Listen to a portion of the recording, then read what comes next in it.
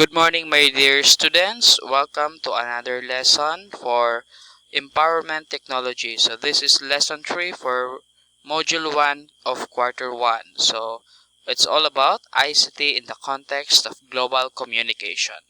My name is Sir Glenn Didingding, your subject teacher.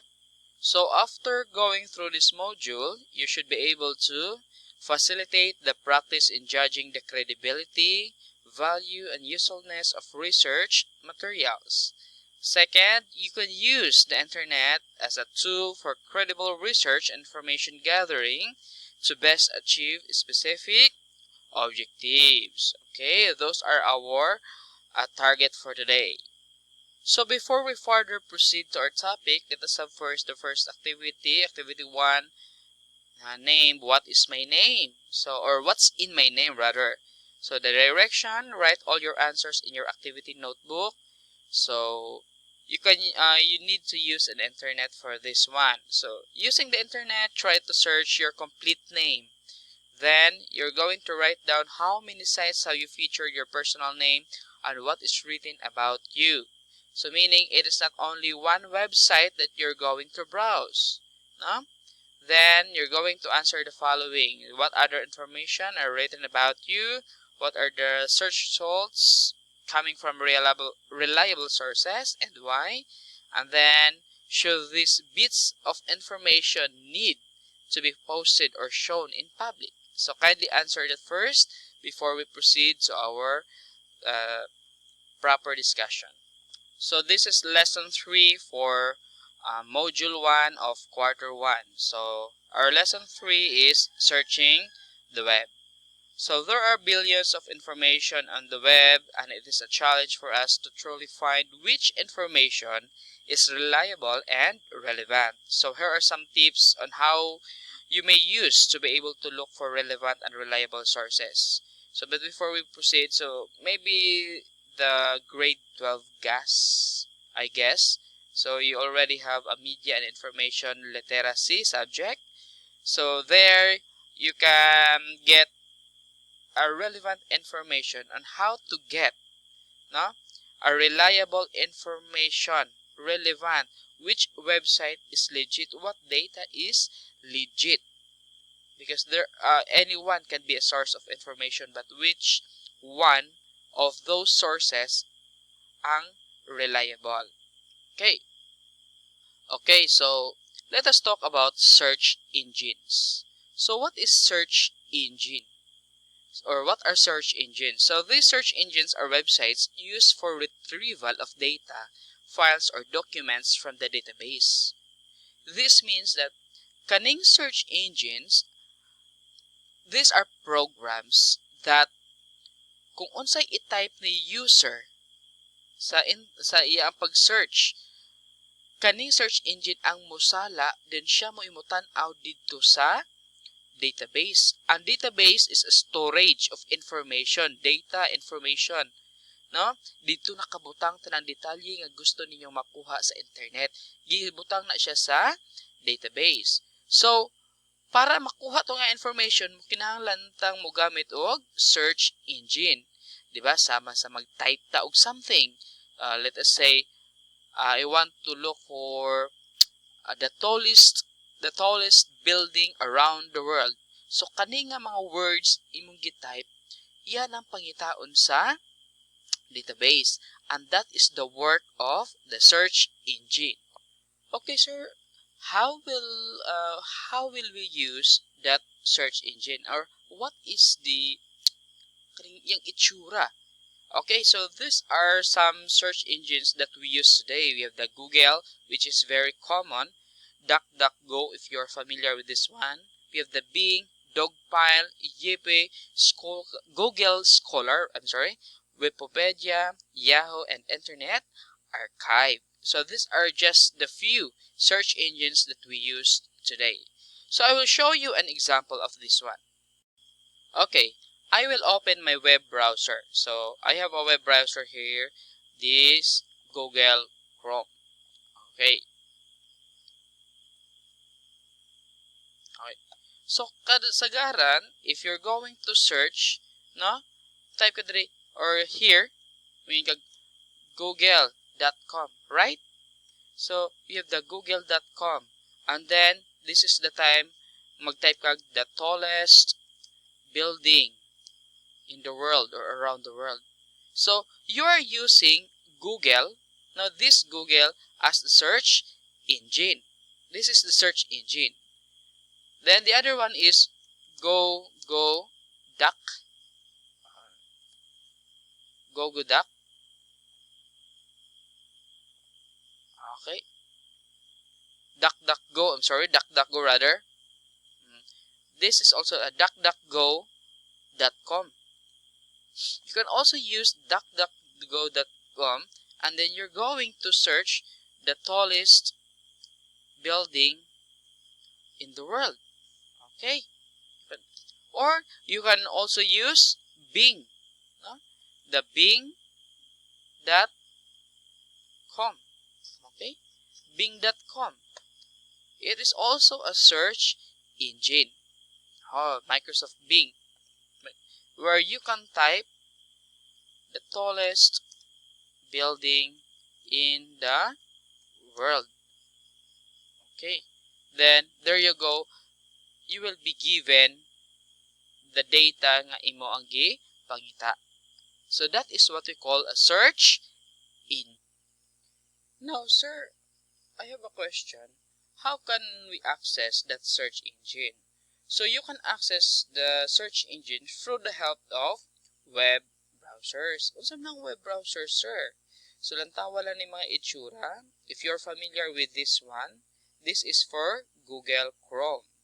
And the Firefox, Internet Explorer, the Safari web browser, Opera Mini, Microsoft Edge, UC Browser, Chromium, and so many web browsers nga pwede natong gamiton in order nga maka-search ta sa internet through the help of this search engine.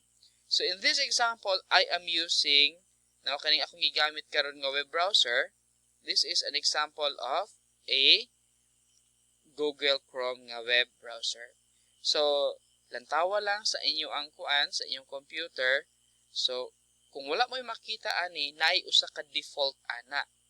Kani karon sa Windows 10, kani ang imo ang makita, the Microsoft Edge. That is the default web browser. O dito ka sa karaan nga kuan computer, ang makita nimo is this Internet Explorer, no?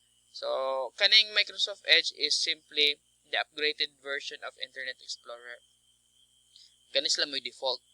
Pero ang uban di man mo gamit ani, mas prefer sila mo gamit og Google Chrome, Firefox. Well, any web browsers will do. Pag click nimo ana, mag-type na dayon ka dinhi sa area. So kani nga area karon dinhi sa taas, no?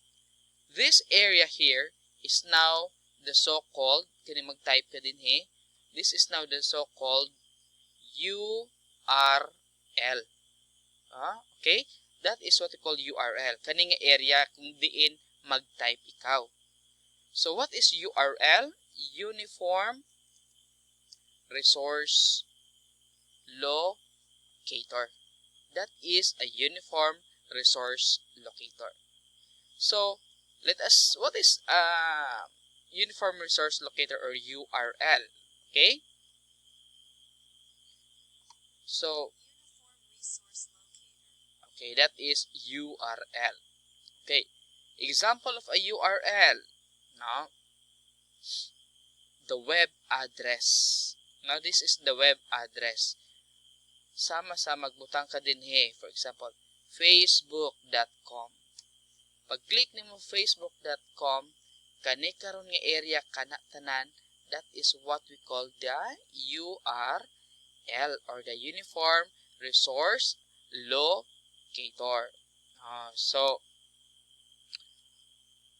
ang URL is one type of Uniform Resource Identifier. So, it is a generic term for all types of names and addresses that refer to objects on the World Wide Web. So, knowing the URL endings will give you the clues to who is sponsoring the website and evaluate the resources. Well, we will talk about that anatomy later on. So again, usbo nako ang URL kaning naa sa taas kung unsay imo ang nakita sa taas. This is the URL. Diri ka mag-type, no? Anything nga ipang-type nimo dinhi, no? So this is the Uniform Resource Locator. Okay, understood. Okay, now let us talk about the anatomy of the URL. Okay, so recently we talked about anatomy of URL. So this is the anatomy of your URL. I'm sorry. So as you can observe here, we have here the https://www.searchenginejournal.com alternative blah blah blah. So as you can observe, this is the format of your URL. So based on our example here, balik ta, no? So we have here https like this one for Facebook, .web.facebook.com. So this we have here the anatomy here. Okay, so in the first part, in this first segment, we can see HTTPS. So this is the so-called the protocol. So unsa man na siya, sir? Sometimes makikita HTTP lang, uban HTTPS. Okay, so when you say HTTP, so it is an application layer protocol for transmitting hypermedia documents. Anyways, later on you will understand that one. HTTP stands for Hypertext Transfer Protocol. Okay, so napayuban na HTTPS. So HTTPS is Hypertext Transfer Protocol Secure.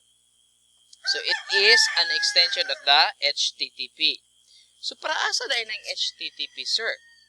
So or HTTPS. So HTTPS or HTTP is an internet communication protocol that protects the integrity and confidentiality of data between the user's computer and the website.